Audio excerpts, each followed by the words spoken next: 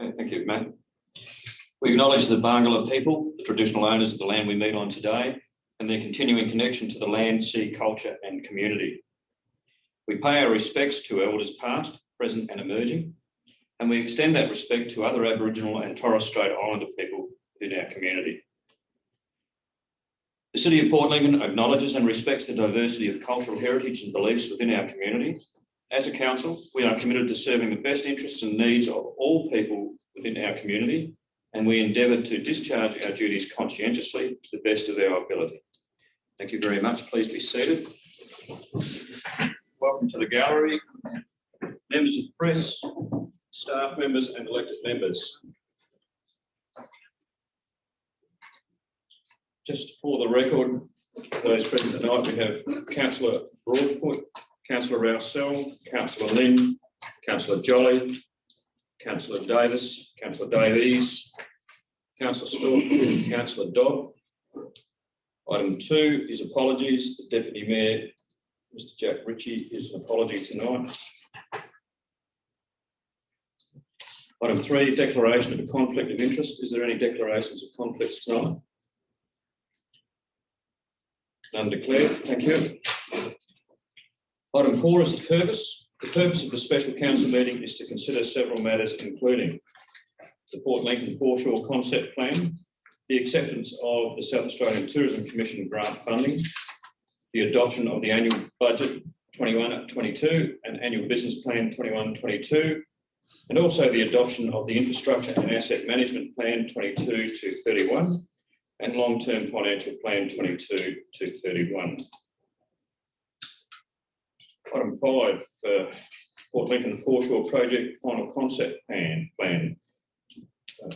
Who's going to take that one? Is that Matt or John? Mayor Brad, I'll talk that report. Thank you.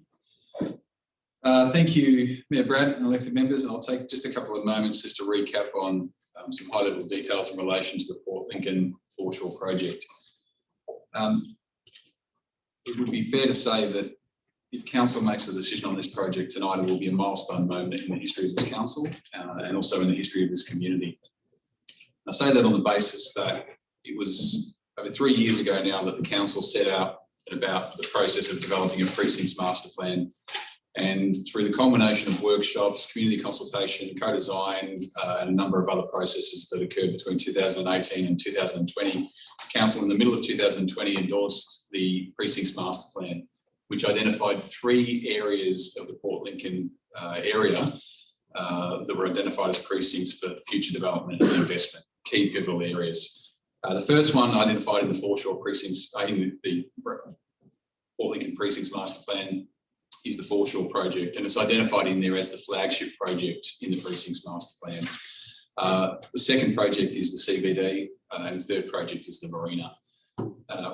It's fair to say when I commenced here with council in October last year, there were a range of opportunities before council. And I think when we looked at the concept plans that existed, that had been endorsed and worked through over a period of years, there was some $55 million worth of concepts that had been developed. And one of the key challenges that council we had to work through was understanding how and what we could fund reasonably and realistically within a 10-year period. So through the process of workshops, which most elected members were at throughout December and into January, we went through a range of considerations and discussions around, well, if council, on the back of endorsing the strategic directions plan, which is the 10-year plan for the community and for council, is able to fund significant major infrastructure projects, what it can afford and how it will go about that process. And some of the objectives set through that process were obtaining significant stakeholder funding. And then in January, there was the process of releasing some fast-track design work on a number of projects for community consultation with a view of capitalising the once-in-a-lifetime opportunity that arose through the local government infrastructure partnership funding. So there was a lot of work done in a very short period of time on a range of projects by the team and by council, and a lot of effort and time has gone into workshops through that period. Effectively, what it's come down to is identifying a range of projects that were put forward as realistic that we could fund over the 10-year period. And we looked at an allocation of $7 million of funding approximately for the foreshore. We looked at a nominal allocation of CBD upgrades and enhancements, which is likely to come into year 3 or 4 in the long-term financial plan. And then we looked at a further allocation of funding for the marina precinct, which might be year 5 or 6 in the long-term financial plan. And these were all the considerations that council had to make. The most progressed design concept through the precincts master plan was the foreshore, and I guess the least complicated for council to work through in terms of approvals from other bodies, whether they be landowners or other statutory authorities. So the CBD has a lot of Department of Transport road networks running through it, which involves a level of complexity, and the marina has various stakeholders involved in that, plus a complex range of matters that need to be resolved. So the foreshore project being not only the flagship project through the precincts master plan, but one of the projects that council has a lot more control over in terms of being able to deliver outcomes there for the community, was one of the projects that was put forward for funding in that process. Just a quick recap on the Port Lincoln Precincts Master Plan. The foreshore element of the Precincts Master Plan had 5 nodes of development along the foreshore, and the estimated price tag for developing or delivering those nodes was somewhere in the vicinity of $17.5 million. Through the process of workshopping in December and January, what we've done as a council is delivered a concept plan which has the key elements from that precincts master plan with a price tag of just over $7 million. So the concept plan that's been presented for the foreshore, and in the last 6 months has gone out for 2 rounds of consultation and had various iterations and changes as a result of the consultation with the community, still delivers the key elements from the foreshore master plan that was presented as part of the precincts master plan. So it's been quite a body of work that's gone through both in the precincts master planning process, but then in the more recent detailed foreshore planning process. And what this will mean for council, if council makes a decision to approve, provide a final approval for the concept tonight, and then we can move into the detailed design and delivery phase, is the council will have effectively started progress towards delivering one of the big 3 items out of the precincts master plan. And that is a significant move forward for council. I'll talk quickly now on the foreshore concept plan itself, and Amanda, if you can bring that document up on the screen. Now, there's been various iterations of feedback and plans that have been developed, but I just wanted to clarify exactly what we're presenting for consideration by council tonight. And without going into detail around the various pieces of feedback that we've received as a council and elected members have all had access to and considered, the various different ideas and concepts that people from the community have submitted to council or provided through various processes over the last few years. What we've effectively got here is council's best option, considering all of those views and feedback, considering the budget constraints that we've got, and considering the opportunities that lay ahead of us on how we progress the foreshore development concept. So we'll just quickly step through the pages, and I'll take the liberty of we can head on to page 2. So we'll skip on to the next page. I just want to clarify, next page please, Amanda. I just want to clarify and one more page. Just clarify the extent and scope of the foreshore development plan. So effectively, as opposed to the 5 nodes of development in various iterations, which was embodied in the precincts master plan, the plan has been simplified and modified based on community consultation over the last 6 months, but also with consultation received earlier in the design phases through the precincts master planning. What I will just caveat is that when we look at a concept plan like this, we've got to remember that this is a concept plan. This is not a detailed design plan for the foreshore. So there will be many questions at this point that we cannot answer with clarity. And there will be many questions that people will ask, because when people look at an image, they take it literally. So when we're talking about things like heights, widths, locations, colours, materials, they're all elements of the concept that will be involved in the detailed design phase. So that detail is still yet to come, and there will be a governance process and a structure around how we evolve that design thinking on behalf of council. But fundamentally, what we're presenting is the high level concept, and that's what tonight's report, tonight's agenda item is about. It's about the high level concept. It's about the high level consideration of the prudential report, which is required under the Act, considering the high level risks associated with the project. And then when we move into the detailed design phase, we will start answering a lot more questions about materials, textures, useful life, all of those sorts of elements, which will come out through the detailed design phase. But just to clarify the scope and context of the Foreshore concept plan is it goes from end to end. And noting that we've taken $17.5 million worth of concepts down into a $7 million project, we've got a nominal budget allocation, which has been revised again based on the feedback that we've received in the last few weeks. But effectively, we've got a Foreshore Plaza area in the middle, which is noted as Area 1 in the map. So that's the car parking, it's the toilet complex, it's the Tuna Polar statue, it's the boardwalk out onto the jetty. We've got Area 2, which is the new play space, which is the new playground which will be created to be more family friendly, focused, closer to the facilities, which will replace the existing playground play space.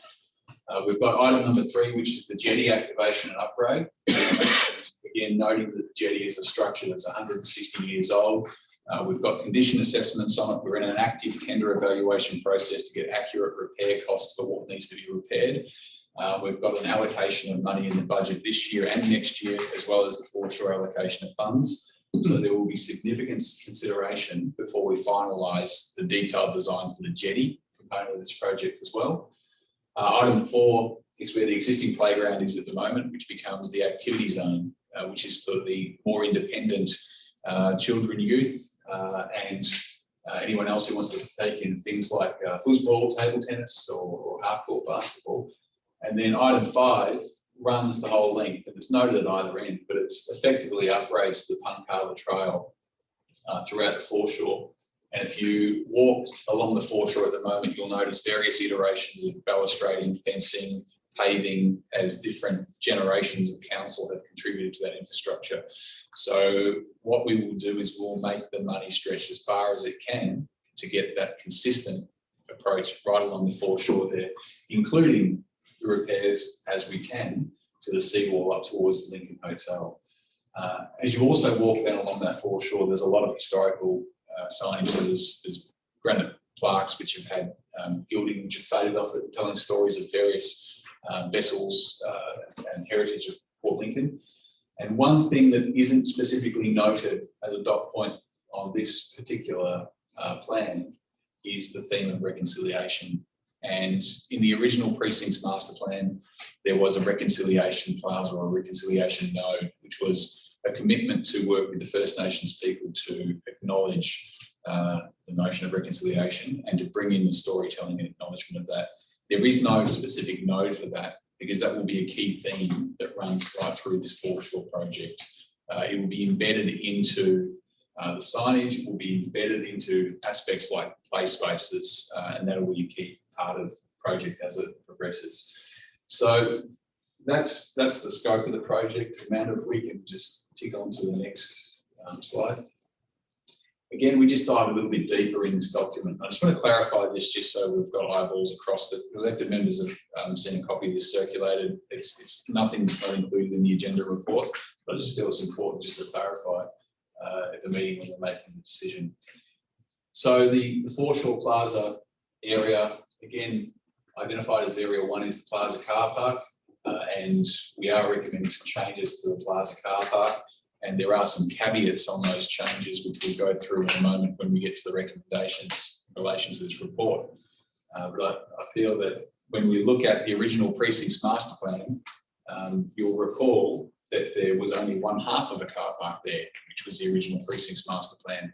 So the transition from where we were of having half a car park to where we are now recommending almost an existing car park with some accessibility upgrades and enhancements is a significant demonstration that council is listening to community feedback and has listened to community feedback through these processes and tried to incorporate that where it can.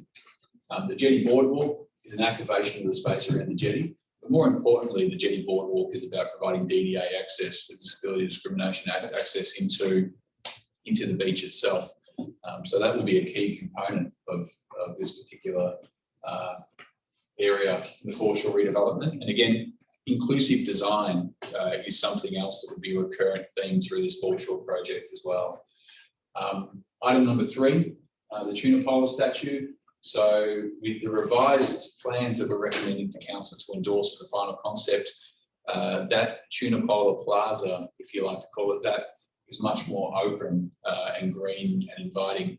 And we reserve the right in discussions with Axel Stenros Museum and with the artist to potentially realign or readjust if funds are available within the project where the tuna polar is, and potentially bring that forward into the middle of the plaza. So there will be further discussions around that. But again, that's the level of detailed design that comes in the next phase, not in the concept level phase. And area 4, the foreshore play space, there's a few more drawings on that. And 5 is the activity zone. Item 6 is the temporary event staging areas.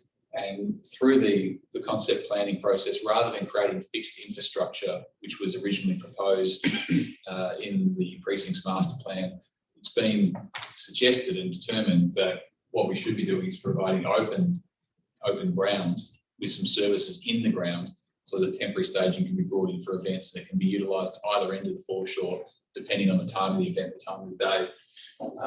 And number 7 is the Maccabi Diva statue. So we just want to clarify that the Maccabi Diva statue is still there on the lawns as part of the concept. Now, whether it gets readjusted, realigned, that's part of the detailed design discussions that we'll have. But there is no intention to remove Maccabi Diva from the lawns at this point. But fundamentally, it's about providing new and upgraded infrastructure while maintaining quality green and open spaces. And Amanda, if we could head along to the next slide if we can, thank you. Just wanted to quickly look at the foreshore plaza in detail. So, and again, it's a concept, so it's not literal. You'll notice the parking alignment there is 90-degree parking. It's most likely going to be angle parking, but we've just got to work on offsets for the parking spaces there. But item 1 is the existing car park on the western side.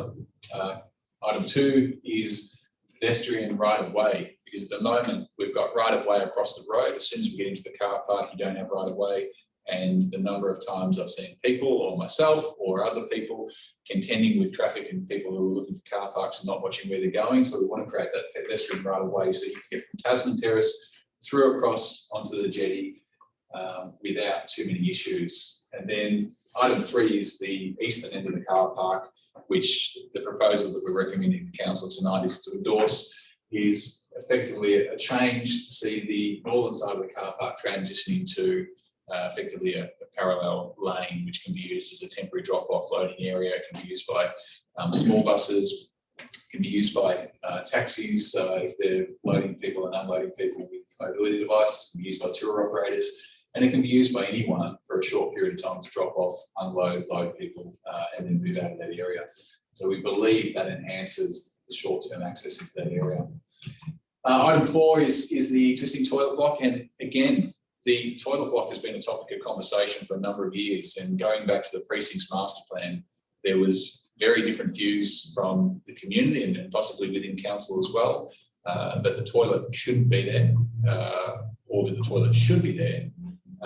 So one of the key elements of the most recent design processes has been around how do we integrate the toilet into the surrounding landscape. And we've seen various iterations of that over the last few months in terms of having a sun deck on top and a walkway, having a coastal garden, to effectively what we've got now, which we're recommending is effectively a very basic upgrade, modification, enhancement to the toilet block to make it blend in nicely, but not to go overboard with the actual design of the toilet block. There'll be other elements that will come into the detailed design process in terms of there's some standing motions, I think, from several years ago to look at the inclusion of lockers and sort of things into that sort of change space as part of the revamp of that area. 5, as we said, is the jetty activation and the boardwalk on the jetty. 6 is representative of additional seating. And again, I'm asking elected members of council not to take it literally, the amphitheatre seating that's out the side of the toilets. And again, the heights, differentials between the ceilings and the barriers, the materials, all of that stuff will come in the detailed design phase. But the main point of that concept is that there will be additional seating provided for public activities and public spaces in this plaza area. And then 7 is the tuna polar statue and the promenade around the tuna polar, just making that a real focal piece in that plaza area. Amanda, if we can head along to the next one. That just recaps basically what I've said. Commitment there to increasing the visual appeal, physical experience and versatility of the Foreshore Plaza for all visitors. And key point there, which is a commitment we're asking council to make tonight, is that any net loss of car parks will be offset in adjacent areas before permanent changes are made to the car parking structure out on the foreshore. So we can have the plans in place, but until we've found offset car parking within adjacent areas or additional car parking, we won't be committing those changes into permits or into physical being. Thanks, Amanda. The foreshore play space, again, this will all be there to look at later on, but it's been designed. So Wax, who is the design partner for this part of the concept planning, they are regarded as the experts in designing inclusive play spaces. And the case in point is the Port Lincoln Special School has specifically engaged Wax above all other landscape architects and play space designers in South Australia, because they are known to be the best at designing play spaces that are not only engaging for children of all abilities, but inclusive in thought processes and how that's laid out. So there's various elements in the playground, which I won't go into detail, but there's the trampolines, the in-ground trampolines, including wheelchair accessible trampoline. There'll be a range of ramped activity spaces and pods with climbing frames, climbing ropes. There'll be accessible slides, which are wide enough for people to have with mobility issues to be assisted up to and then down. There'll be a range of sand water play. When we say water play, we're not talking about a water park. We're talking about minor water play in a sand and adventure-based activity area. And then we've got some traditional movement and young children's playground on the right-hand side. We're open 3 years. Some shelters, barbecues and picnic tables, where it's denoted as number 7 on the map, and a promenade or an additional walkway linking the path and the road of Tasman Terrace through to the foreshore through that area as well. One of the key elements that's come through again through the various pieces of feedback is around fencing and barriers for the play spaces. I'm not proposing that we change that in the concept plan, but what we do propose is the concept plan states clearly that we will focus on fencing and shade requirements when we get to the detailed design phase. So we're very cognizant of the fact that there is a desire from within the community to have fencing around the playground. And that's something that we will work through in the detailed design phase rather than finalising everything in the concept plan. So that's the inclusive play space that will be much closer to the existing toilets as they are. Thanks, Amanda.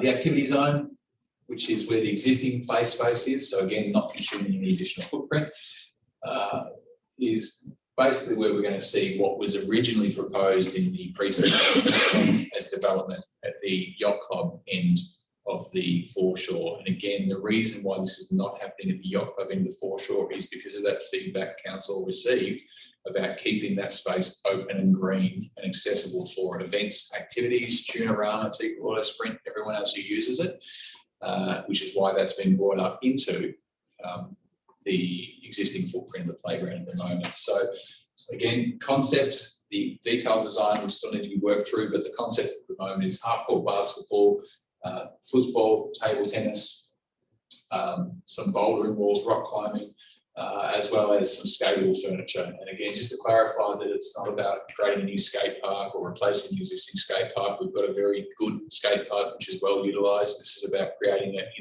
intermediate experience for those sort of juniors who aren't old enough to go unsupervised to the skate park, but are probably old enough to wander 100 metres down the foreshore while the parents are still at the other play space. So that's the concept behind that. Amanda, thank you. And the jetty. And I guess just to reiterate with the jetty, that the concept is that the jetty will be activated. So there's three key components that we really need to think through and work through in the next detailed design phase for the jetty itself, which is the condition of the existing jetty structure and the repair of the upgrading of the existing structure, the activation of the jetty itself as an activity space, and use that as a bit of an economic driver. So that's looking at whether there's the potential for pop-ups, events, potentially even permanent cafe offerings out there, depending on what happens with the eventual scale and scope of the project, as well as the activation of the jetty for vessels. We're talking the potential for the tour operators. So we have the largest developed tourism sector based around nautical tourism in terms of shark cage, seal experiences in Australia here at Port Lincoln. And there is an opportunity outside of the marina for them to use this space if it's activated and it's done the right way as a loading point for their vessels. It's also been a discussion with the SATC, and you'll see later on in the council agenda tonight that the SATC is providing an additional $200,000 worth of funding to kickstart and restart the cruise ship program here in Port Lincoln. There is the possibility and the desire for the SATC to see if the jetty is activated, but it gets used as a tender point as well. So it gives another option for cruise ships to, rather than docking at Brennan's Wharf, that they can actually tender in and out from the Port Lincoln jetty. And we've also had conversations with operators like One and All about the possibility of coming back, and they are very, very keen to get back into a Port Lincoln footprint and to continue using the jetty as they used to several years ago. So those conversations have occurred, but again, the final scope of what happens with the jetty concept is the drawing there. We've got to work through the engineering. We've got hydrological surveys which have been completed. We've got a tender with actual costs in it for the repairs and maintenance. Over the next few months, we've got to work through and work out the money that we've got allocated within the budget for this particular project and the renewal money the council's already made available. What is the best way to spend that? The concept is we want to activate that jetty for economic tourism, recreational purposes, but the exact scope of that will change depending on how we actually fall through that process. One important key thing to remember is that while we go through the detailed design phase, we will need a governance structure around that, and there'll be some discussions around that a little bit later. We'll have further discussions at the July council meeting around the governance for the Port Lincoln Foreshore project, but effectively the project budget will be capped at $7.28 million, and then we will work within that budget and the scope within the sub-projects once we finalise the foreshore, once we finalise the detailed planning on that process. I will also make a note that we are still waiting on the outcome of Building Better Regions funding. So there is an application pending for this project, Building Better Regions, and there is an application pending for the library, so the library, visitor and cinema centre project from the Building Better Regions Fund as well. So while we are preparing to proceed on the basis of what we know for sure, which is the fact that we've got a $7.28 million budget and half of that is already funded now through the state government, there is a possibility. I don't know how good the possibility is. Usually BBRF is announced in the last week of June. The indications are that it may be delayed, but there is a possibility that we could have a situation where we have an additional $5 or so million coming into this project, which then will be a decision that council will need to work through a negotiation with BBRF, which is federal funding, and the state, that whether we can reduce our contribution and council money that's going to the project, but there will also be a windfall amount there for the project, which will then go back into repairing some of that key infrastructure or upgrading some of that key infrastructure. So we're working on the basis that we know that we've got $7.28 million. which is the basis of council funding if it gets approved, and the state government funding, but know in the back of our minds that we may have a further discussion around project scope and deliverables if we find that we have a windfall amount of $5 million coming in from the federal government within the next 6 to 8 weeks as well. But we shouldn't delay proceeding with the governance structures around this project, the equitable for the project, pending the outcome of that additional funding. Amanda, if we can just go over, I'll just go to the project budget and funding. Just very quickly, just talking about the nominal allocations for the projects. And you'll note that the prudential review that council has considered and needs to consider as part of this project is based on the total funding pool, and it was based on the original concept estimates for the project, which were completed back in January as part of the initial detailed analysis. I will say that we have now, on the basis that we've effectively pulled out the walkway and the sun deck on the toilet, we have done a nominal reallocation of the funds that would have been used for that purpose into other areas of the project.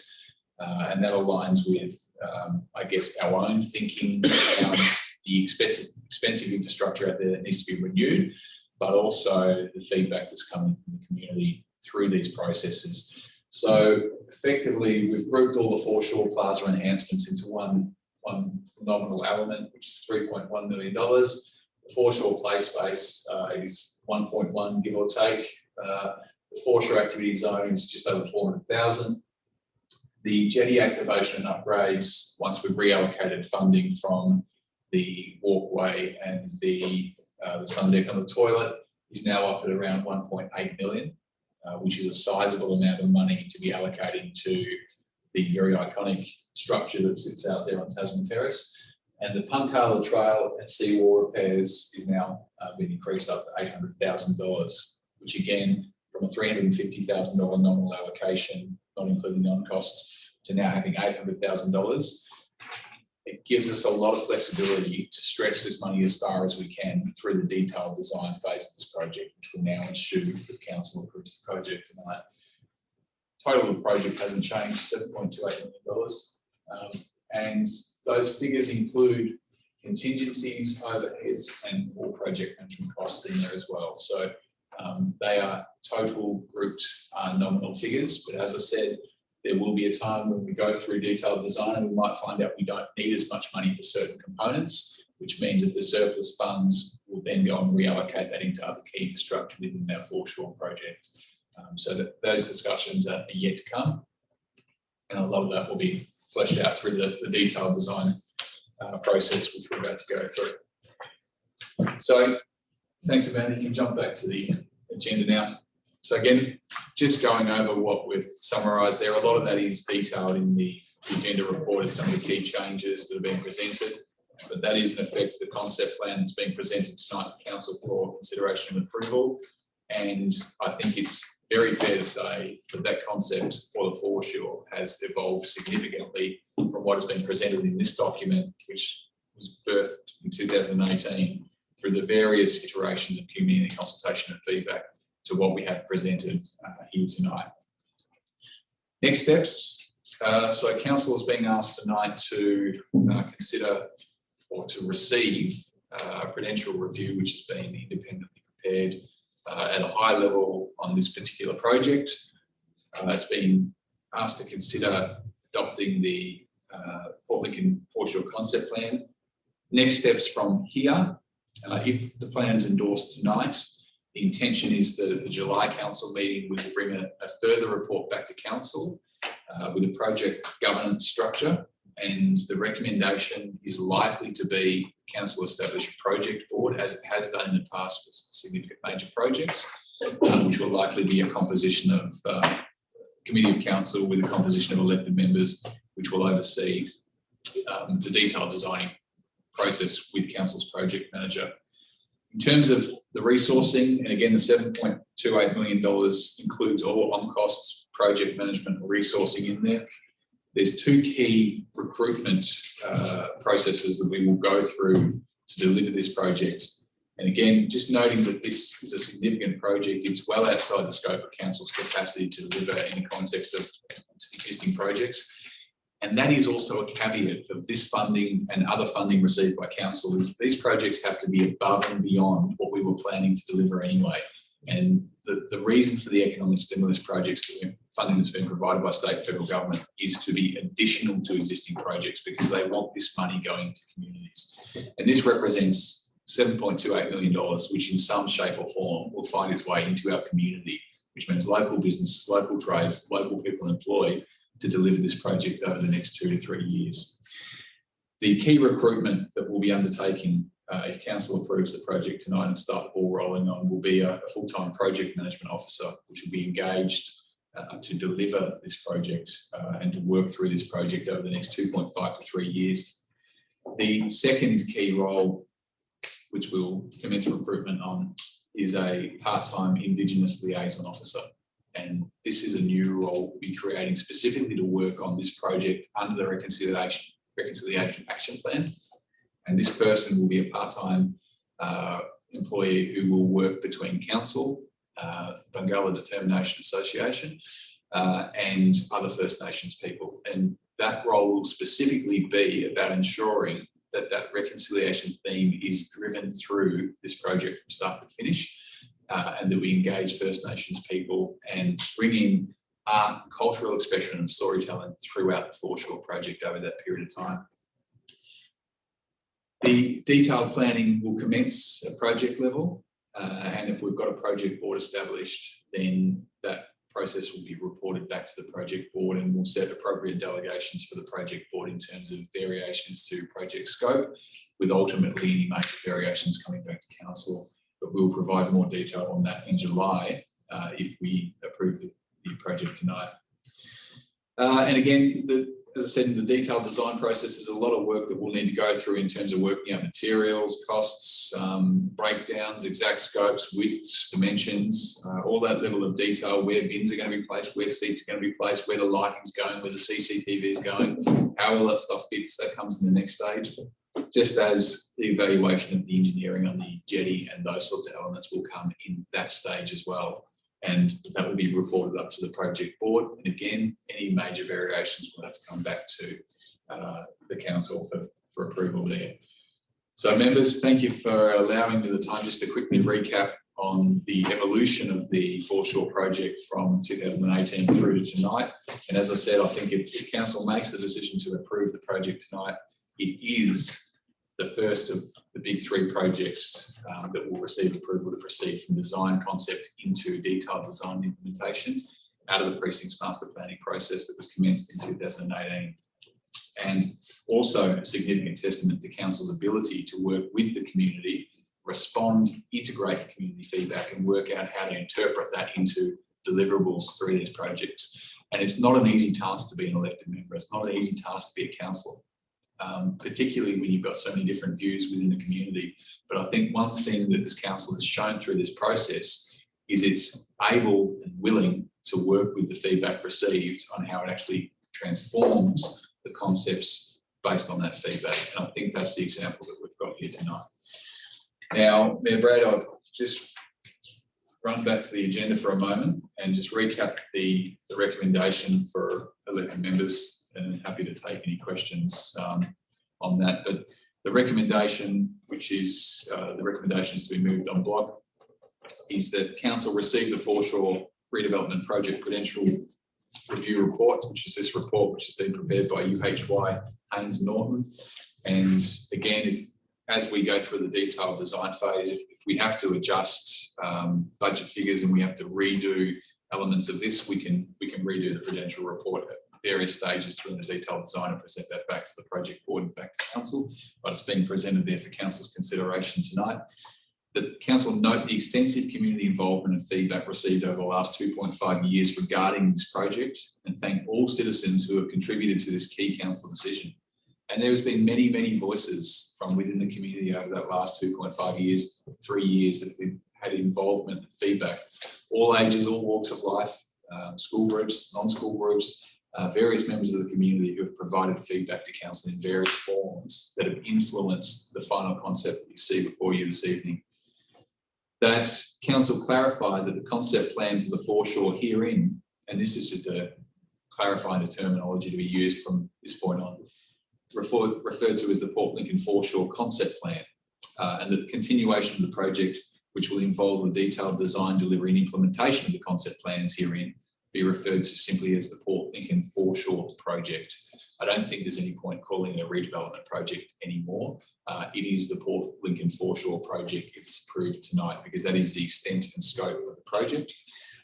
That council determined that the Port Lincoln Foreshore project shall proceed and approve the Mayor and CEO to enter into a grant deed with the Treasurer of South Australia to accept grant funds for the project in the amount of $3.64 million. So again, just reiterating the announcement that was made in March that council has been granted $3.64 million for this project. And then secondly, it was reiterated in the release of the state budget last week that this project has been put in the state budget. So the state government has committed and put that money in the line should we accept it. That council requires that prior to any permanent configuration changes to car parking in the vicinity of the foreshore jetty public toilets, including the provision of a parallel lane adjacent to the toilets, that the following requirements are met. And that is A, that a business group forum to be held to discuss car parking as proposed in the CBD access and car parking action plan, noting that parallel to the conversations and dialogue we've had around this project and other projects, we've also developed the CBD parking access and action plan. That no net loss of car park spaces until an equivalent number of replacement spaces have been provided elsewhere in the vicinity. And that's basically a commitment that says, look, whatever is taken from the jetty car park to facilitate the public realm improvements in the jetty car park will be provided elsewhere within the vicinity.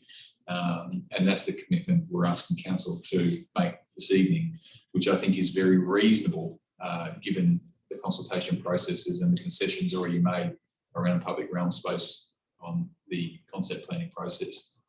And then finally, that the car parking changes as part of the Port Lincoln Foreshore project and as proposed in the CBD access and car parking action plan will not take effect until at least March 2022.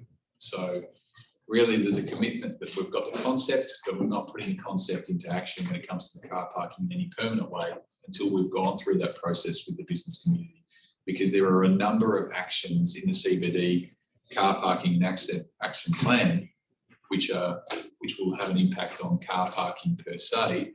And car parking is best dealt with in that action plan and strategy more specifically than the foreshore concept plan.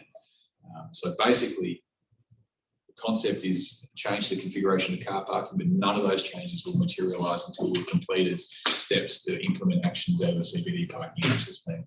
So Mayor Brad, that's the extent of the recommendations before council this evening. Thank you for the time. Thank you, Matt. A lot of work done by a lot of people on that one. So I'm now asking for clarifying questions on the report. Councillor Davies.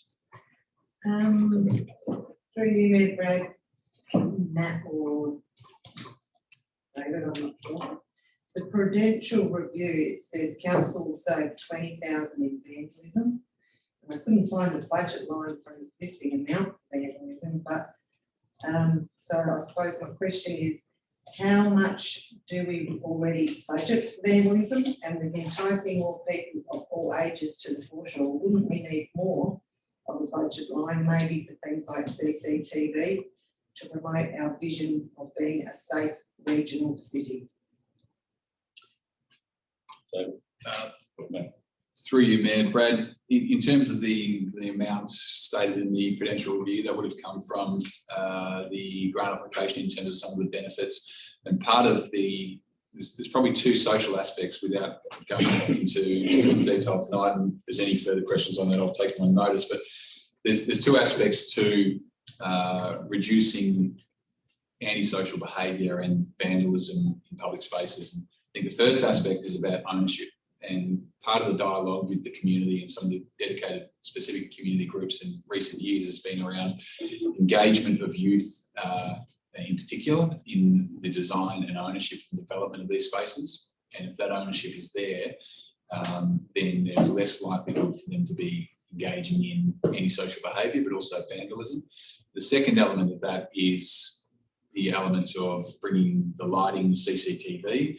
In addition to the project budgets in there, there's also an additional $60,000 in council's budget to deliver improvements to CCTV and lighting along the Foreshore project. So the combination of those two things, we believe, are very strong movers to start to limit antisocial behaviour in the Foreshore.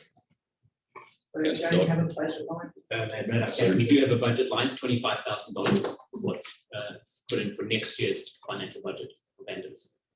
And that's been reduced. No. The 20 grand.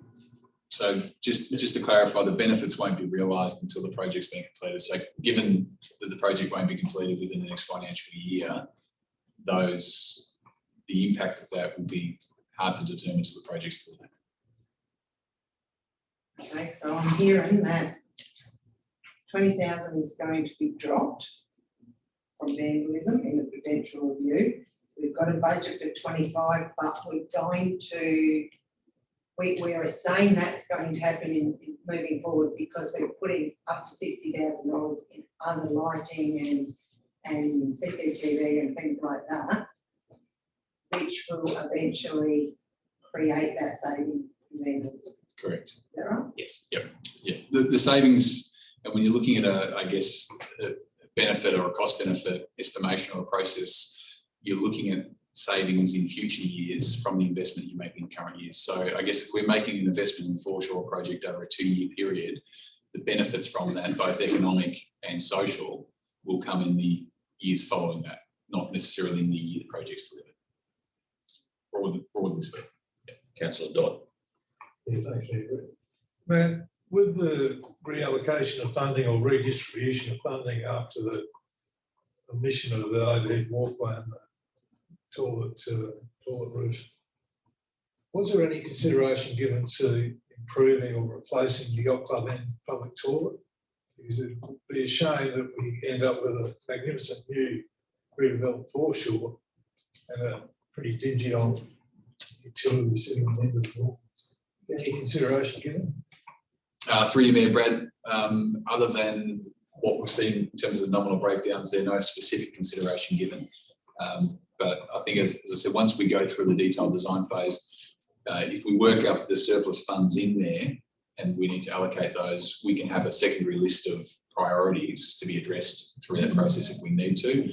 And likewise, if we find ourselves in a windfall position with the Building Better Regions Fund, we can look at allocation, including the scope of those items in.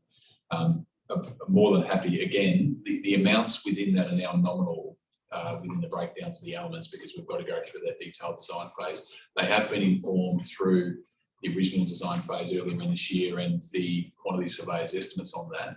But now that we've reallocated funds, they are nominal allocations to the seawall repairs, Punkala Trail and to the jetty. So we can look at allocating some of those funds to the other toilets. I think when we look at the specific allocation, so the $3.2 million, which is coming into the Foreshore Plaza as an allocation in there, I think the specific amount for the toilets out here, I think was around $500,000. And there'll be some consideration around the change facilities, family change facilities, the immediate amenity in there. But again, if we need to try and push that budget, I'm very keen to look at how we can make this money work as hard as we can to get better outcomes for the community and stretch it as far as we can. So again, it's not specifically noted in there, but that can certainly be part of the resolution of council that wants to include consideration for that upgrade. And it would certainly make sense if we're upgrading the amenity of one toilet, so we would do the other toilet block at the same time. But whether or not that needs to happen tonight, or whether that can be a directive through the project board, that's a consideration for council. Is there any other clarifying questions? Councillor Stone. Just if I can confirm or clarify, in the prudential review report, page 1516, show who, through the consultation plan, identified as key stakeholders. It had prospective event suppliers, but I didn't see that any current event holders were included in that. I know previous workshops and meetings, I was advised that Tunarama and other groups who hold events on the Foreshore were consulted, but it's just that it's not in the Prudential Review. So I just want to confirm that those groups like Turnaround and Carols on the Foreshore, etc., were in fact consulted for the events staging specifically. I will, thank you, Mayor Brad. I'm going to actually defer to Kathy, because Kathy is part of the project team working on this with Seb, would be more across the exact conversations and who's had conversations with over the last few months. Yes, Kathy, you want to We've provide some certainly had a couple of discussions in detail with Jim Rama. They've certainly expressed some concerns about certain aspects, and we've discussed those with them and taken their feedback on board and incorporated it. But they seem satisfied with the approach to staging and that sort, and the provisions that we're likely to make up at the plaza areas. Is there any other clarifying questions on the report at all? Councillor David. Access to the toilet block in these pictures, and I realise that you said, you know, it's only a picture, but to me, they look like that the amphitheatre drawing, it would seem that the structure built so close to the toilets could allow people access to the roof of the toilet. Is that correct, or is there any possibility whatsoever that people would be able to access the roof? Because by these drawings, that's what it looks like.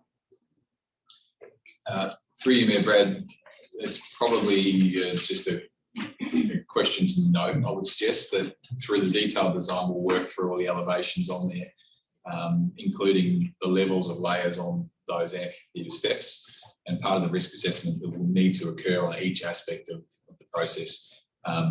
I agree, it does look as though it's easy to step up onto the roof. That certainly wouldn't be the intention. Yeah, no, and that certainly wouldn't be the intention in there. But again, if we can take it a little bit like it's a concept and we'll work through that sort of level, I think take that comment on.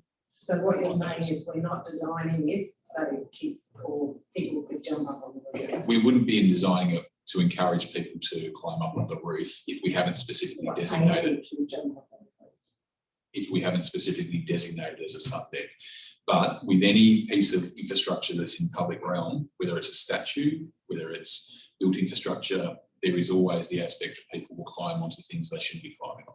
But it's a consideration that we'll need to make at the next level of stage. So if you're happy for us to note that comment, I think that's, Yes, that's something. I'd be happy to note that. Just hang on a second. JP, you want to make Thank you, through the chair. Just also to note that through the detailed design process, there's legally a thing called safety and design, which is a process that the designers will go through to look at through the design, maintenance and using of any infrastructure that it's actually safe and easy to operate and maintain and so forth. And then they have a safety and design register, which is a proper risk register where all these sort of things get noted and work through. And but to the CEO's point, that'll come through in the next stages. So something like that would absolutely be on that register. And then, well, what are we doing about it? What's the height requirements so no one jumps on it and so forth. So, so that is definitely something we will work through in the later stages.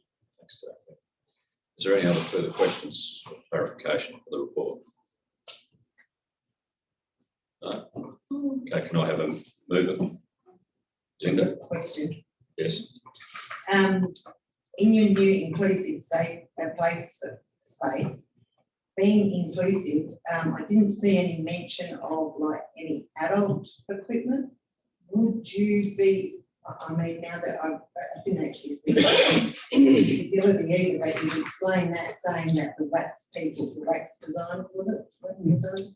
So I'm assuming they're all over that. But there's like, it'd be great if it's all inclusive, you know, it'd be great to see some adult equipment as well. So the question is, Would you be is planning to put any adult equipment in that new exclusive play space? Can I just clarify what you mean by adult equipment? Well, so a couple of years back, and a few elected members might know, a lady called Chris, somebody had to raise money and they put equipment up by the Lincoln Hotel because council was unable to raise funds to do it. So I was hoping that because there was enough drive from the community to actually raise their own money, to put their own equipment and pay for their own equipment on council space, would we be including adults in an inclusive space? So I guess So excellent. the question, just to clarify, Like the question is, would we include exercise equipment in the public space adult, there? yeah, adult, are we including adults in the space as well as youth, children, disability? Well, I think there's two aspects to that in terms of a play space by design is for families, and families include adults. So, Yeah. but there would be adults in there, and there'll be this aspect of design that's considering how parents monitor behaviour within playgrounds as well. So there'll be that aspect of it. In terms of fitness equipment or exercise equipment per se, if we've got equipment this is already on the foreshore up past the Lincoln Hotel, I guess the question would be, is it utilised? How utilised is it? And if it's there, is it already within proximity of the foreshore that it doesn't need to be brought down? This is my personal experience, not council's opinion, I'm not speaking on behalf of council here, is that there was a real trend or a fad towards putting infrastructure in public spaces a few years ago for exercise purposes. I think anecdotally, and I say this without qualification, but from conversations I've had with people in public realm design projects over the last few years, the tendency now is to move away from actually designing and putting in physical exercise equipment into public spaces. I don't believe it's something that's been raised in great detail through the precinct's master planning process, which is why it hasn't really been included in the concept plan. And to be quite honest, it's not something that's really in there at the moment. If there's a need for that, I'm sure that we can look at that and have it integrated in. I know Kathy's been involved in several conversations around exercise equipment. I have. It's certainly not considered highly desirable at the moment these days. I think generally in public spaces for the very activated equipment that moves and what have you, especially down on the foreshore. You can have injuries, you can have all sorts of things, but we have talked about having some sort of static exercise facilities in the sports and activity zone, like places where you can sort of hang and swing and stretch and do those sort of things. Yeah, yeah. But we were looking at that probably evolving down at the sports and activity area. And somewhere, it might end up being along, it might be part of the benching that we use or something like that along the foreshore, but looking at it as those more static exercise aiding. Thanks, Kat. Is there any other questions or clarification for the report? Okay. Can I have a mover for the motion, please? Councillor Jolly, would you like to speak on? Look, I think the latest iteration of this whole project looks very appealing, and I do like the fact that it's been thoroughly discussed and various input of different groups, etc., has been taken into account. There's been modifications made. I think that overall they're going to produce a very appealing area. So thank you very much in favour. Thanks very much. Can I have a second, please? Councillor Broadfoot, would you like to speak on that? I'm excited. I'm really excited about this project. I mean, this is a fantastic piece of work that we've put the community at the centre of our thinking and our vision, and we've been listening and have heard what people are saying. The community have been part of that. Our Aboriginal community, we've got a vision for how their true stories of community and connection are central to what we're doing here in Port Lincoln, which is actually Aboriginal people's land that hasn't been ceded. This is about art and culture and storytelling, and that opportunity for a part-time Indigenous liaison officer, Matt, like that's just amazing. I just want to honour Seb and Kathy and the team and all of the elected members, everyone who's worked on this, and the community for their feedback. Matt, what a brilliant presentation, like, and the clarity that you bring to things in the ways that you, you've brought this together and really made it very, very clear and taking everything on board. I think that this is something everyone can be excited about and engaged in. And when we saw love, hope and joy on the foreshore, there was no vandalism in that project. People, we didn't see that. People want to be part of something special, and this is something special. And I'm really proud of our team for sticking together, and because I've really seen us stick together to bring this to fruition. So congratulations to everyone, and I really look forward to working on it and, you know, bringing it into reality. Enough talk, let's see some action, and thank you for your action on it, Matt and the team. Thanks a lot. Speakers for and against? Councillor Ling. Yeah, I'd like to speak for it. I too am excited. Strangely enough, each week I do the park run walk, and as I do that 5 kilometres up and back, the second time too, I'm getting a bit tired. I go down and think, oh, that's looking tired. Oh, we haven't got anything uniform all the way on the foreshore. Look how that's just not really fitting in. And then you come back, and by the time you do the last part of the walk, there are people coming down wanting to do some walk down, walking in all around them because it's all too crowded. It's a great space. It'd be really nice to see it looking really attractive and useful with multiple use. So absolutely vote for. Excellent. Speakers for and against? Questions? Yeah, Councillor Storm. I again applaud council staff for pulling it together, and the final concept, the final design here is really, I'm very satisfied that we've listened to the community, we've been able to compromise and create a beautiful space that is exciting to move ahead. It's definitely going to be activating the space, hopefully, as an activating and more events, more things for tourists, but for locals, and supporting the business and driving the economy, which is obviously the idea of the grant. So it's been great that communities really had their say, you know, for and against all sorts of parts of it. So it's good to see that the final concept has drawn that together. It's been a very tricky process. It's been a lot of workshops, a lot of work that's been really good, bouncing things around, listening to what's going on in the community and having those conversations. I'm excited that the Aboriginal, the reconciliation, the Bangala theme throughout. I think that's really more exciting than a specific plaza. I'm excited for that. I do have concern on the event staging, that then we don't have a temporary structure that could be used by community groups at this point. So if there's some additional funding left over, that might be an option that council can look at, to have one.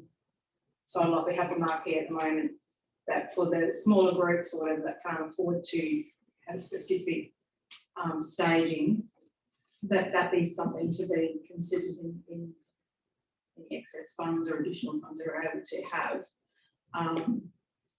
But apart from that, I'm excited for it and I'll be voting for. Thanks, Councillor Storm. Any further statements for or against? Councillor Rousseau. Yeah, look, I just want to back what everyone else has said, but I'm really excited about the stuff for the young people down on the foreshore.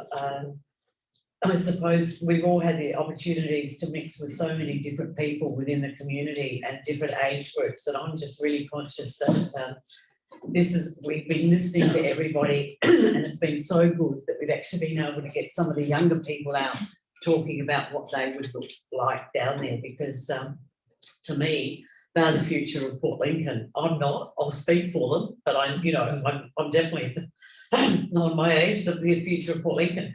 But it's awesome that they can feel that they can still come to us and talk about what they would like. And I'm just stoked to be able to represent them and, and promote this amazing plan. It's really good. And I just thank everybody for the way they've worked and everybody that has given us feedback too. both for and against, because, you know, without the feedback, we would not have come up with this sort of plan. So it's been really good and well done to everybody. Thank you. Thanks. Councillor Davis. Thank you everyone for your feedback and the comments that have been made tonight around this whole concept plan. I'm quite excited, as many of you are. I can see some tweaking that would need to be done or to be considered, and that happens with any particular project.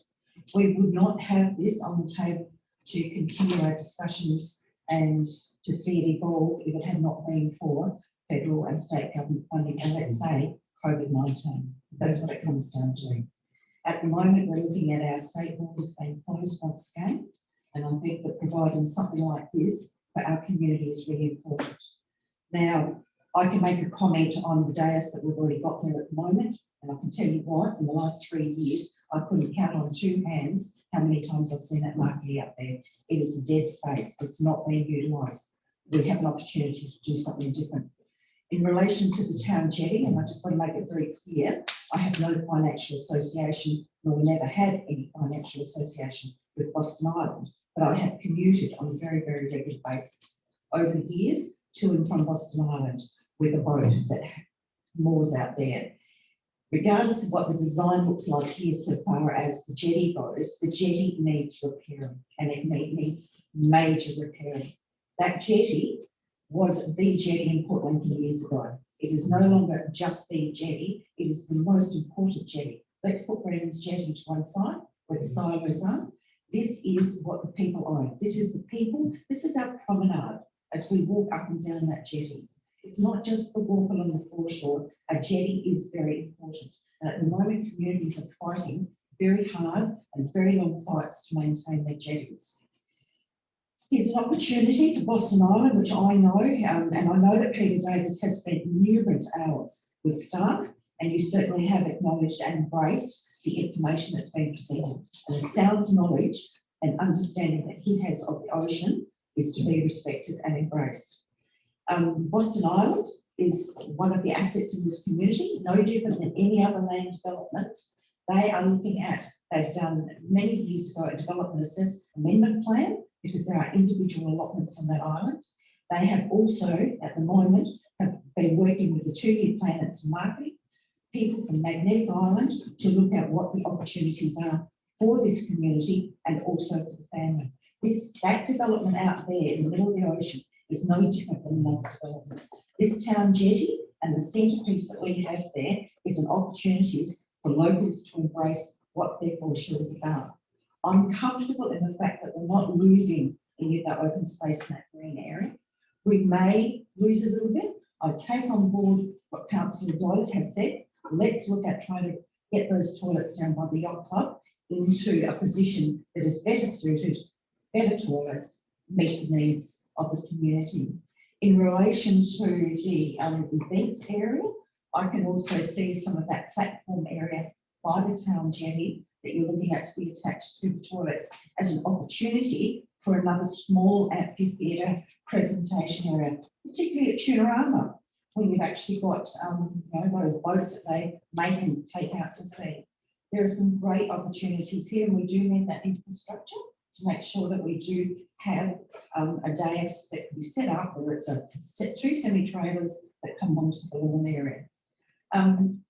I'm comfortable with the decision that the majority of elected members are making in this chamber tonight, and I fully support everyone. And I'd like to say thank you to you people back here. I know you fought very strongly for things that were important to you, as have many, many other people too. And I personally have made a concerted effort to get a wide range age grouping of people to talk to. I have personally, and I know each of you have gone out and spoken to people individually, you've asked questions, and you've stood and listened while others have made conversations that they initiated, not driven by the law. So I commend everybody for their thoughts and value their comments and respect them. Thanks, Councillor Davis. So is there any more statements for or against or questions? Statement for or against? Yep, statement for or against. I'm really glad that everybody's excited, but I must be talking to a whole different group of people out there in the community. And it's my role as an elected member to represent these interests of the residents and the ratepayers. I think there are some great initiatives. Getting the seawall, some maintenance is a yay to me. But my recollection is the Jensen plan had extensive community involvement. But then in January, a funding opportunity arose and council had to act quickly. No one had seen or suggested the plan of a garden viewing deck on top of a local mob toilets and multiple steps to the side of a building and a walkway. You know, the whole lot of the plan was created by a different designer, everything. As much as council tried to get feedback from the community, I don't think there was a lot, a great time frame that was allocated for the plan set out. And again, car parking has arisen. So, however, car parking has been consistently and loudly reiterated in the community of consultation in both the Jensen plan and the new plan designed in January. And all I've heard is they want to see any car parking, no one wants to see any car parking change, is what I've seen, apart from Andrea. So, although I would bring to elected members' attention the feedback from local bus driver respondent number 56, who states entrance and exit for the drop-off zone is not wide enough to get bigger buses through without damaging the wheels, running up on the curbs. With an ever-increasing inbound tour market, there will be more buses and coaches. This is council's time to get it right, and from this feedback from an actual bus owner operator, I would think it's evident this space isn't the correct space for ease of access for larger vehicles common to regional areas, with maximising the number of spaces to be provided. Let's face it, a bus driver and operator would be the expert in this area of what a bus driver needs are. And we have been told in this plan, in the community consultation, that this plan doesn't cover it. So if there is an option to lay the car parking part of this motion on the table until the business group forum has met and we know more about what's going on, or in this process already decided, as we are chasing the funding opportunity regardless of results, it's great. Council has listened to some aspects, eliminating the walkway, it's great, but the car parking has been a consistent no, is what I have heard as a councillor. Back in, and I don't know if anyone's privy to this, but back in March 2009, 4,000 community members signed a public petition to try and save our Port Lincoln foreshore. The group was led by Mozzarella Puglisi, and they wanted to keep the grass areas and restrict height of buildings allowed on the other side of the grass areas down Tasman Terrace. Elected members, our community has been trying to be heard by council for a long time in regards to preserving our unique foreshore and minimise the man-made structures on it. So tonight I won't be, I'll be speaking against this. I think there's some great elements in it, and I know that there's been a lot of work from staff, and I commend staff. But tonight, as an elected member, I think I will be sitting here and being a voice to the people who elected me to be a council member and represent their interests. So I'll be voting no against this decision due to no one's listening to the car parking. We can't move it. Thanks, Councillor Davies. Councillor Dodd, you're the only one that's not spoken for or against. Do you want to talk? No, just wait and see if anyone moves the amendment. No, I'll have you go endorse what's been said. So you mentioned laying part on the table before, Councillor Davies. Is that a motion? Is that a formal motion to lay part of it on the table? If it's an option, because I just, you know, it says that they're not going to do this, they're not going to do that until, you know, there's a business forum. but we're still moving this motion to change the car parking. I just think we should go through the processes correctly and listen to the business owners. I've been listening to them since 2018. I've been at all of the consultations, you know, and Councillor all I Davies, heard- yeah, okay, you've already spoken. I'm just trying to work out that line.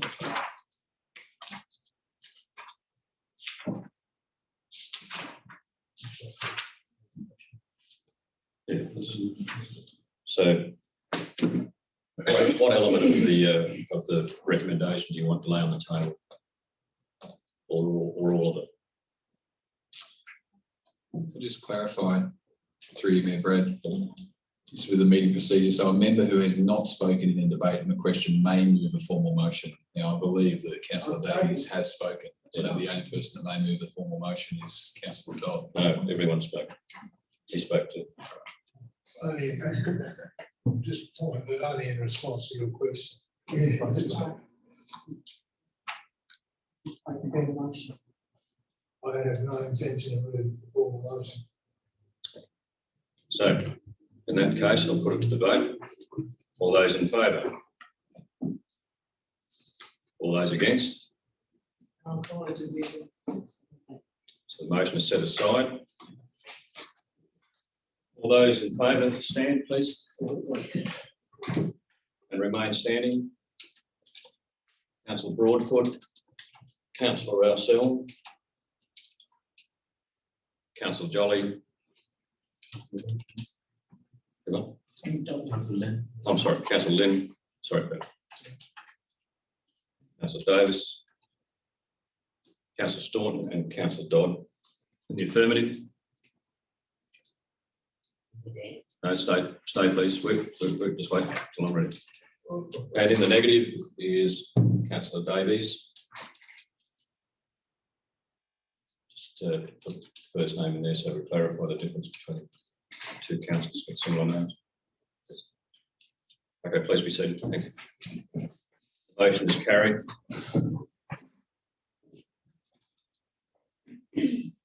Well done, councillors. Thank you very much.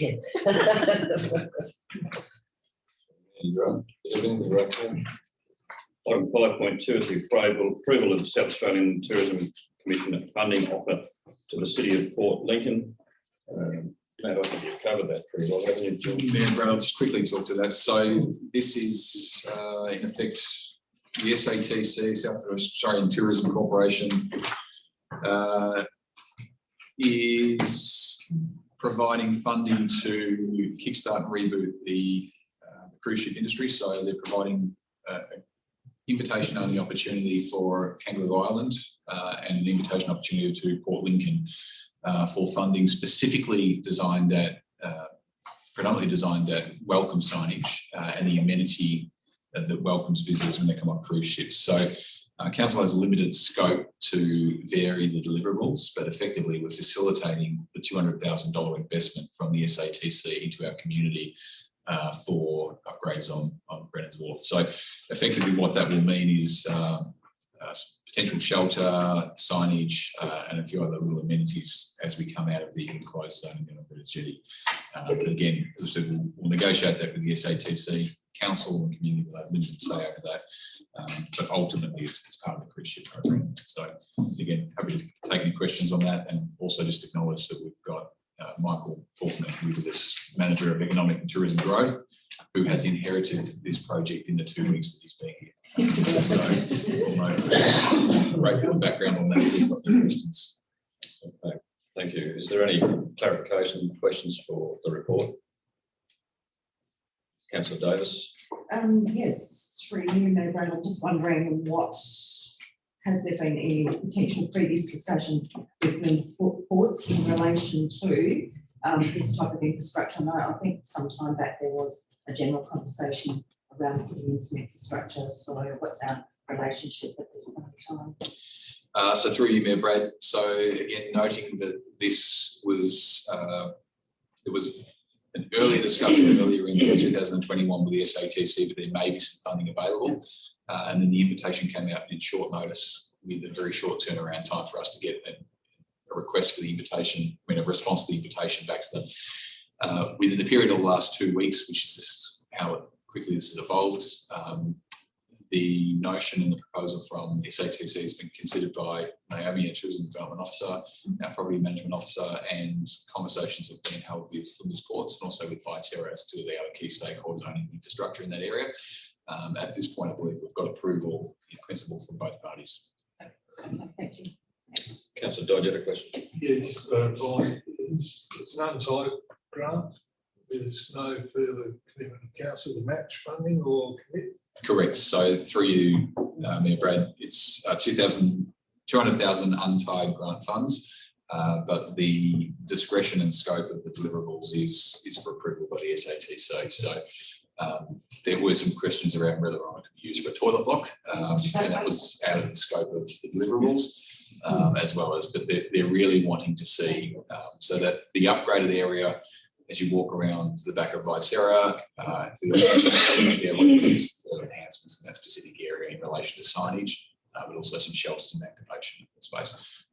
And the nominal concept is the red shed, which is currently down there, which is owned by Viterra, could be converted into some sort of a temporary information booth as part of the cruise ship welcome program. So again, we'll have quite limited say in how that money's spent, and the SATC is very keen to have it spent to really enhance that passenger disembarkation from cruise ships, but untied in terms of funding, but obviously we'll provide some in-kind support in terms of facilitating the contracting for that project. So clarification question on the floor. Yeah, so Matt, there is no chance of it. Toilet block. There is no chance of a toilet block 3, member. Yes, no. No chance of painting the silos, which I thought would make a very good welcome sign to people coming on the cruise ships. So yeah, the scope for the SATC's approving for this funding is very narrow. Do you want to move it? Yeah. I'm happy to. No more questions? Okay. Councillor Davis, you want to move? Yeah, do you want to speak on it? No. Councillor Davis, you want a second? You want to speak? Okay. Any statements for or against? Questions? All those in favour? Motion carried. Thank you.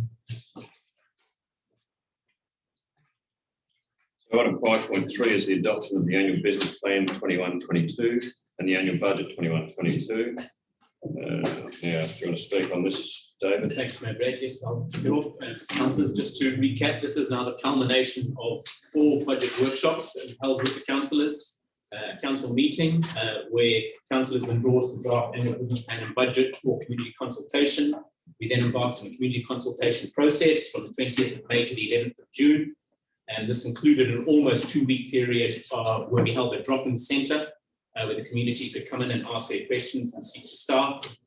Once the community consultation process was complete, we then prepared a community consultation report, and that, along with the draft annual business plan, was presented to the audit committee for their endorsement to council, which they did. We then brought to council the community consultation report, and that was endorsed by council. And this evening now we bring you the draft annual business plan and annual budget. The only revision that has been made since that initial endorsement is the SATC funding that we've just spoken about right now, where we've included it in the 21-22 capital income and capital expenditure. And that will be reflected both in the annual budget, and I'll mention it again when we get to the annual, to the long-term financial plan and infrastructure and asset management plan. I would also like to thank Bonnie and the finance team. Significant work that's also gone into this process and getting us to the position where we are this evening. And Bonnie's here as well to assist if there's any questions. So just before we do, one of the points I'd like to make as a presiding officer is that I feel that the reports that have been presented and the work that's gone into all of these things tonight is logical, sequenced appropriately, which is wonderful to have. It makes it easier as an elected member to work out what's going on. So thank you. Thank you to everyone. So clarification questions on the report at all? Councillor Staunton. I don't know if it's a typo, but on page 13 and the digital information roadmap under expenditure, it's got INT in brackets. through you, Mayor Brad, there's no specific budget allocation to that, so that refers to internal. So it's going to be internally resourced for that project. Any other clarification questions? Can I have a mover, please? Matt, Sorry, if I may, Yep. so each recommendation will have to be We'll have to go through go each. through on its own, and if I can just preempt, Yes. my apologies. Recommendation 5.3.6, there's a typo. The cent in the dollar, there's a few typos. The cent in the dollar for the rates is reflected as 0.8218. That should read 0.8215 in those points 1 to 6. That's 536. Yeah, I picked it up. No doubt. Okay, so, And 0.215, so 0.8215. 5.3.6, yeah. so we'll come back to a recommendation of 5.3.1. Can I have a mover for that, please? Councillor Dodd, do you want to speak on it, Jeff? We've done that one in death, I reckon. Yeah, time to go. Time to go. Okay, can I have a second? Councillor Jolly, would you like to speak on it, Peter? I agree with Councillor. Is there any clarifying questions further or any statements for and against? All those in favour? All those against? Motion carried. Recommendation 5.3.2. Have a mover for that, please. Councillor Jolly, do you want to speak on it, Peter? No. Can I have a second, please? Councillor Lynn, would you like to speak on it, Peter? Right, any further questions or statements for and against? All those in favour? All those against? Motion carried. Item 5.3.3 is a recommendation of the annual budget for the financial year ending 30th of June as presented be adopted. Can I have a mover, please? Councillor Staunton, would you like to speak on it? Can I have a second, please? Councillor Davis, would you like to speak on it? No, it's certainly been presented and I've read through it. I'm happy with what has. Thank you. Okay, any questions further? Statements for and against? Question or statement? Statement for, Statement. against. Yeah, go. I'm really struggling because, I know you guys have done so much work and, I really appreciate all the work you've done, but I've been paying rates in this town for 38 years on multiple properties. I've watched rates rise on an average of 4% most years. We're given a budget with all these projects that the rate rises are needed for.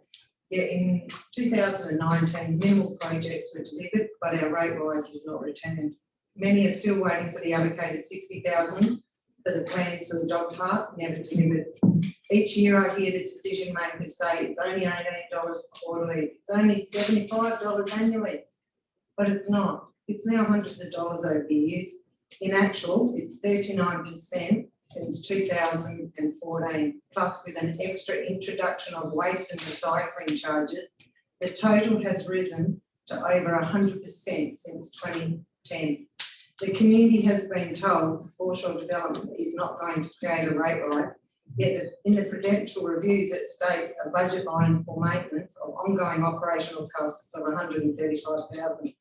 So this amount plus borrowings will create a rate rise, maybe not this year, but in years to come, not far away. I can't support these continuous rate rises, and ratepayers are not cash cows to be squeezed a little more each year. So I'm going to speak against all of these, not because of all the hard work that the staff have done, I appreciate that, but at each of these workshops I fight continuously to look after the ratepayers, and it's just not being heard. Yeah. Okay. Anyone else got any statements for or against or clarifying questions? Yeah, Councillor I'd Lemon. like to speak in favour of the rate rise so that we can actually help the ratepayers out there and do things like fix up the parklands, finish off the lights that are up when you drive around. There are places here that still don't have street lights. There's operations looking at that. It'd be nice to have a budget to be able to do that. Footpaths and just all the things we need to do as council. I believe that if there are those who have hardships, there's a safety net within council to go and approach the CEO and say we can't pay it and do it. and let that happen. But we really have got stuff out here that needs to be done in this community, and there isn't the funds and budgets to do it. So I actually would like to speak in favour. Councillor Lynn. Any other speakers for or against? I'll also speak in favour of it. We had dinner with a friend from Port Augusta this last week whose council didn't make rate rises over time and held things in place and have now had to put their rates up 400% to be able to catch up on all of the infrastructure that needs to be maintained. And so this is about a measured approach in the ways that we invest. And our rates are an investment in our community, and it's a privilege to have a house that we can then invest within our community. So we do need to have a measured approach. And yeah, I agree with Councillor Lynn that this is about the ways we as leaders look at the vision and also in a really measured way, make sure that we're keeping up with the maintenance and the renewals that we need to deliver for this community. That's what we're here for. Councillor Dodd. Just clarification, it's great sentiment, but aren't we discussing the adoption of valuation? No, the annual budget. 5.3.3. Adoption of the annual budget. Yeah. Yeah. Fair enough. So, Councillor Jolly, you'd like to speak for or against? Just a question, really. Do we actually keep attendance records on budget workshops? Yes, we do. Thank you. Anyone else? Okay, I'll put it to the vote. Item 5.3.3, recommendation annual budget for the financial year ending 30th of June 22 as presented be adopted. Can I have a show of hands, please? All those in favour? All those against? And can I call division? And can I have it stated it's because of the rate rise? Sure. Okay, so set that aside. All those in favour of the motion, please stand. Councillor Broadfoot, Councillor Rousell, Councillor Lynn, Councillor Jolly, Councillor Davis, Councillor Staunton, Councillor Dodd. Against, Councillor Linda Davies. Got all that? Yeah. Just spell broad. Yeah, okay, thanks, be seated. The motion is carried. Item 5.3.4 is a recommendation. I won't go into detail. Is there any? No, come back one. Can I have a mover, please? I'm sorry. Councillor Davis, would you like to speak on it? No, it's as it starts. Yep. Thank you. Can I have a second then for it? Councillor Broadfoot, you want to speak on it? No. Any statements for or against? Questions? All those in favour? All those against? Motion carried. Item 5.3.5. Can I have a mover, please? Councillor Broadfoot, do you want to speak on it, Andrew? Can I have a second, please? Councillor Staunton, do you want to speak on it? Any statements for or against or questions? All those in favour? Motion carried. Item 5.3.6, recommendation. Please note the amendment there to all of those items 1 through to 6, that it should be 0.8215 cents in the dollar. Can I have a mover for that, please? Councillor Jolly, would you like to speak on it? No, I didn't discuss this pretty thoroughly and certainly Can I just clarify something Yes. Thank you. first of all? Because of the split in it's not really differentiated because they're all the same rate, but that first sentence probably doesn't need to be there anymore because that says the general rate, that we've put it in as a differential as they're broken up. Does that make sense? So if it's okay with Councillor Jolly, We'll come back. we can So delete what's the that. amendment that you want? Just delete that first sentence. You're all right with that, Peter? Eh? Yeah. Yep, okay, so with the amended, Yep, makes it obvious. yep, okay, so you want to finish speaking, Ben? No, that's right. Okay, can I have a second, please? Councillor Dodd, do you want to speak on it? Yeah. Is there any speakers for or against or further questions? All those in favour? All those against? Motion carried. Item 5.3.7.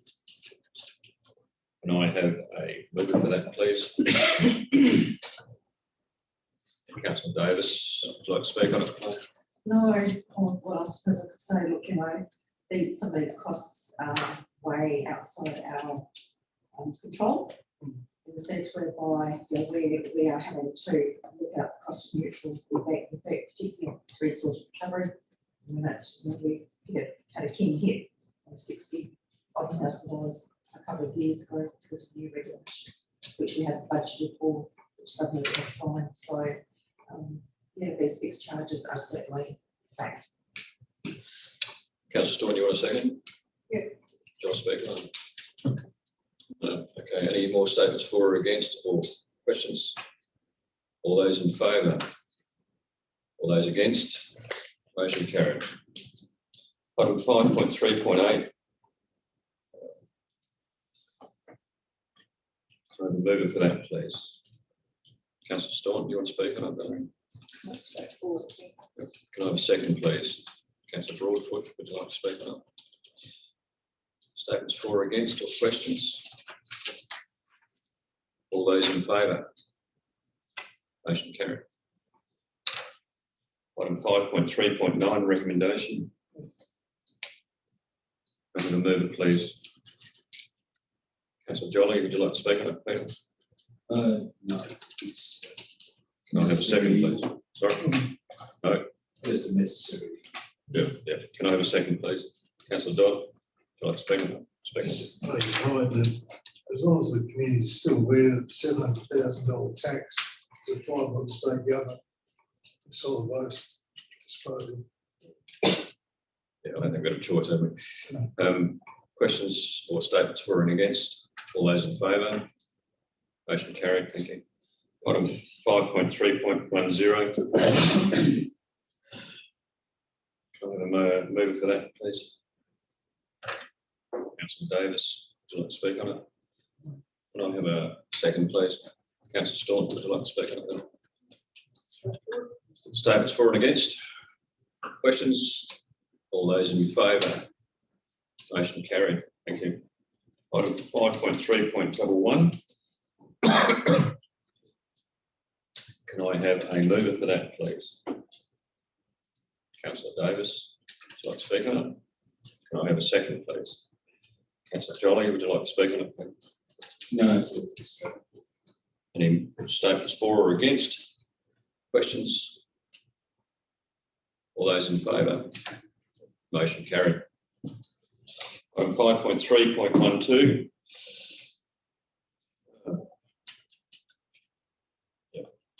Sense. Can I have a mover, please? Councillor Staunton, second. Councillor Rousseau. Any statements for or against? Questions? All those in favour? Motion carried. Item 5.3.13. I'm a mover, Councillor Jolly. Second. Councillor Davis. All those in favour? Motion carried. The last one here. Item 5.3.14.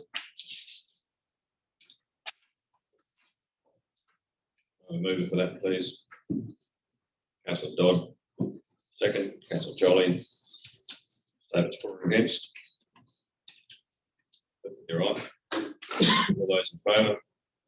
Motion carried. Thank you. Thanks very much. Thank you, David. Thank you, Bonnie. Thank you, all the rest of the team that was involved in that.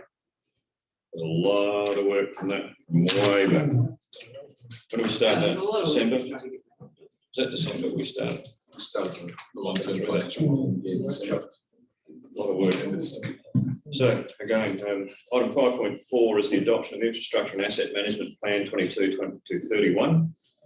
David, do you want to speak on this at all? Thanks, Member. Other than, as in the report, that the SATC and funding and expenditures included, And the depreciation that comes yeah, with that. anything associated with that. Okay, so there's two recommendations there. Is there any clarifying questions for David or Bonnie?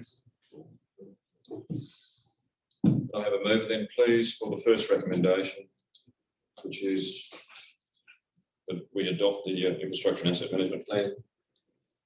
Councillor Rousell, I was talking about. Second, Councillor Broadfoot, do you want to speak on it? Thank you. Any statements for or against or questions on the first recommendation? All those in favour? Motion carried. All those against? Sorry, motion carried. Second recommendation, council adopts a long-term financial plan. Can I have a mover for that, please? Councillor Lynn, would you like to speak on it, please? Aye. Can I have a second, please? Councillor Rousell, would you like to speak on it? Any questions or statements for and against? All those in favour? All those against? Motion carried.